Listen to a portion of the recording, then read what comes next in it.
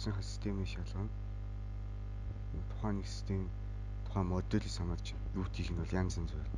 Одоо энд бол Galaxy S3-ын SHV E210S гэсэн модуль намбартай Android 4.4.4 гэсэн системтэй утас байна.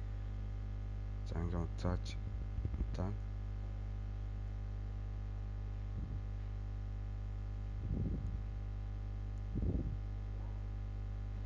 Одоо энэ дуу багасах буюу доошоо товч тэгээд асаах товч болон голын товч энэ гурван товчоо зэрэг дарна. Астал нь удаан дарах ёстой зэрэг.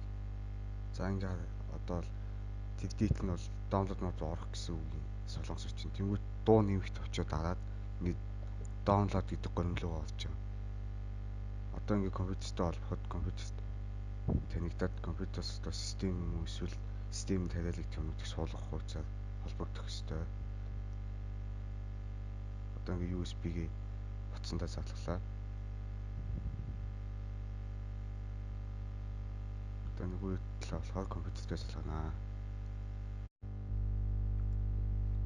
За ингээд утсаа download гаргаснаас чи холбоход бол ингээд драйверыг сууж эхэлнэ. Installing device-ийг одоо энэ харагдаж байна.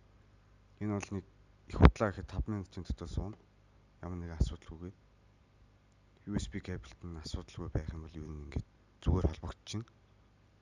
За тэр хооронд хэдүүлээ одоо тухайн утасынхаа системийн эрхийг нээх, root хийх файлаа бол татж авна.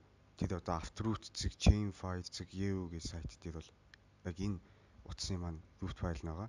Одоо энэ download гэдэг төвчөнд яаж байна? Android 4.4.4-т зориулсан гэдэг яг энэ тодорхойлолтод байж байгаа. Манай утасны систем бол 4.4.4 байсан. Яг таах хэрэгтэй. За ингээд download талаа. За ингээд татж авч байна. За тэр акшнд бол манай драйвер бол суурчлаа утсан юм байна.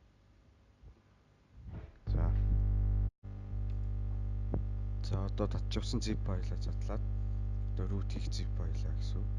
За задлангууд дотор нь ингээ файлууд байгаа. Тэрний Odin 3 гэсэн файл юу програм байх ёстой. Тэр програм руу ороод тэнгуүтээ хамгийн зүүн дээд туланд бол ID.com гээд com8 гээд ороод ирсэн байгаа юм бол манай утас байх ёстой. За тэнгуүт бид нэр AP гэсэн хэсэг дээр бол одоо тэр CF aftroot тэнгуүтээ нэг tar md5 гэсэн үйлдэлтэй нэг файлыг сонгож өгнө. За тэнгуүтээ start дарнаа. За ингээ нэг хэсэг зур хүлээн. Энэ бол ингээ файл маань утсанд маань сууж байгаа гэсэн. За ингээ утсанд маань суурчлаа. Утас одоо утсан дээр энэ акшн дээр бол юу өөрчлөлт хийж явах хэрэгтэй. Дэлцэн дээр нь өөрчлөлт гарна. Тэгээ утас одоо асч явах хэрэгтэй. За одоо энэ Odin-ы тэр дээр харагдж байгаа reset гэсэн хэсэг бол done гэж одоо манай үйлдэл дуусаж exit нь идэвхжиж бидний бол дуусгана. За одоо утсан дээр харах хэрэгтэй. За ингээд одоо утсан компьютерс root хийсний дараах акшн бол энэ л хэсэг үйлчлэн одоо ингээд root хийж дуусаад утас асч байна. За одоо утас асч байна. За утас асны дараа бол ингээд pass гэдэг бүх юм дуслаа. Succeed 1 valid tick одоо тэнд харагдаж байна. За ингээд манай root хийх үйлдэл бол ингээд дуусчих жаа. Root хийх буюу одоо системийн эрхийг нээх үйлдэл ингээд дуусчих жаа. Хийхийн тулд 2 минут 6 секунд зарцуулсан байна гэдэг зүүн дээд болон дээр одоо харуулж байгаа. За ингээд юу н одоо зөвхөн утсан дээр хийх юмнууд юм үлж байгаа. Ингээд бол root хийх үйлдэл дуусчих байгаамаа. За ингээд root хийгдсэний дараа бол утасны аппликейшнүүд дунд